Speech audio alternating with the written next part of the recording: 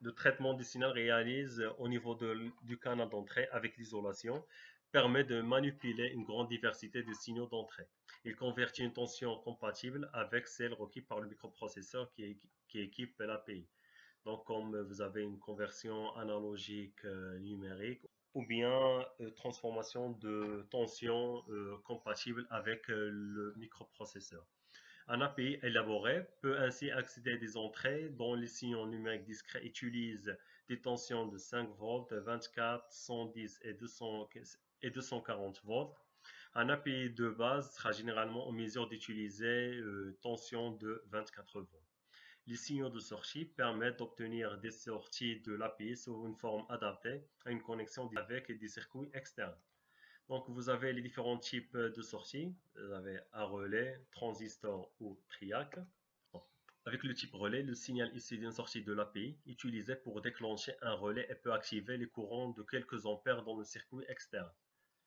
Donc, vous avez le signal de sortie de l'API de type relais à une forte intensité du courant qui permet de commander les circuits de puissance.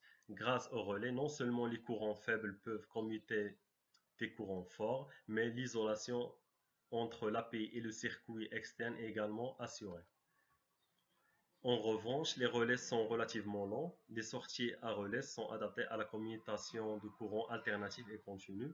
Ils peuvent supporter des surtensions transitoires et des courants de choc élevés. Donc, l'avantage de sorties de type relais, c'est qu'ils peuvent supporter des surtensions, des courants élevés, mais l'inconvénient, c'est qu'ils sont longs.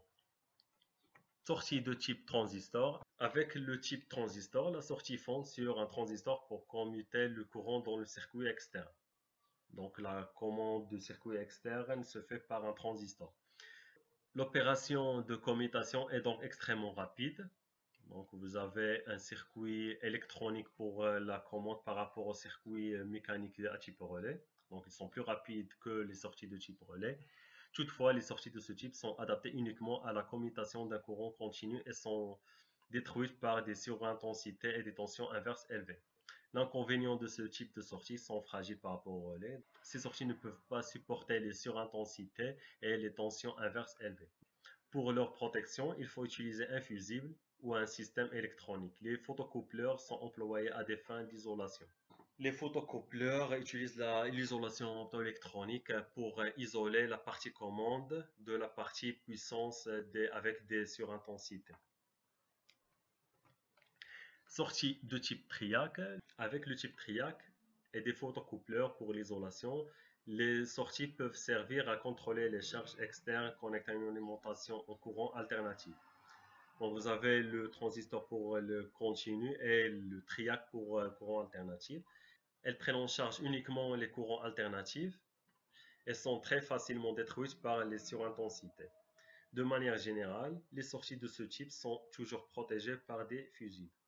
Donc, sont fragiles comme les transistors, mais ils sont rapides et ils sont utilisés pour les courants alternatifs.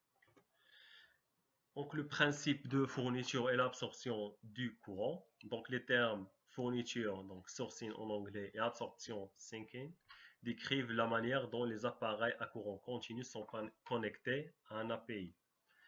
Dans le cas de la fourniture, en supposant que le sens conventionnel du courant, donc de plus vers le moins, un dispositif d'entrée reçoit le courant à partir du modèle d'entrée. Autrement dit, le module d'entrée est une source de courant et le fournit au dispositif d'entrée. Donc, le module d'entrée de l'API fournit le courant au dispositif d'entrée. Par contre, le cas de l'absorption, donc c'est le module d'entrée de l'API absorbe le courant électrique fourni par le dispositif d'entrée branché. Donc, dans le cas de l'absorption, un dispositif d'entrée fournit le courant au module d'entrée. Autrement dit, le module d'entrée reçoit et absorbe le courant. Si le courant va du module de sortie, donc de l'API vers la charge de sortie, donc l'orientation du courant, donc le module de sortie fournit le courant, donc c'est une fourniture. Si le courant va de la charge vers le module, donc c'est une absorption, donc le sens du courant, l'orientation de la charge vers le module de sortie. En revanche, si le courant va de la charge de sortie vers le module de sortie, celui-ci absorbe le courant. Donc c'est une absorption de courant. Il est important de connaître le type de la sortie et de l'entrée afin qu'elles soient branchées correctement à l'API. Ainsi, les capteurs avec sortie à fourniture de courant, donc les dispositifs d'entrée sont de type fourniture, doivent être connectés aux entrées à absorption de courant de l'API. Donc on branche des dispositifs à fourniture avec des modules d'absorption de l'API. Tandis que les capteurs avec sortie à absorption de courant doivent être connectés aux entrées à fourniture de courant. Donc les dispositifs d'absorption de courant d'entrée doivent être connectés au module d'entrée à fourniture de courant. Si ces directives ne sont pas suivies, l'interface avec l'API ne fonctionnera pas et risque d'être endommagée.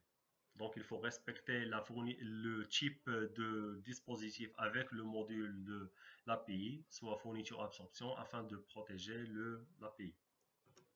Les dispositifs discrets ou numériques, les dispositifs d'entrée-sortie peuvent être classés sous 3 catégories, donc soit discrets, numériques ou analogiques.